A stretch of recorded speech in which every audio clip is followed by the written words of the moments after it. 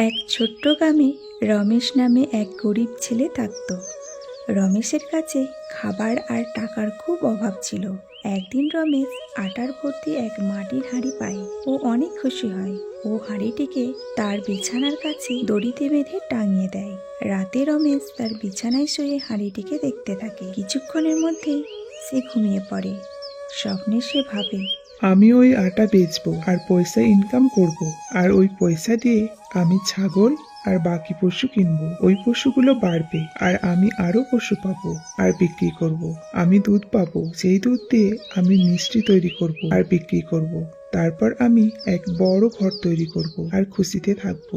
স্বপ্নে রমেশ হাত নাড়ে। হঠাৎ ধপাস করে শব্দ ওঠে। হাঁড়ি চিরে মাটিতে পড়ে যায়। রমেশ তাড়াতাড়ি জেগে ওঠে। স্বপ্ন শেষ হয়ে যায়। জমিতে শুধু আটা ছড়িয়ে পড়েছিল। এই কাহিনী থেকে আমাদের এই শিক্ষা মেলে যে স্বপ্ন সত্যি করতে হলে মেহনত করতে হয়।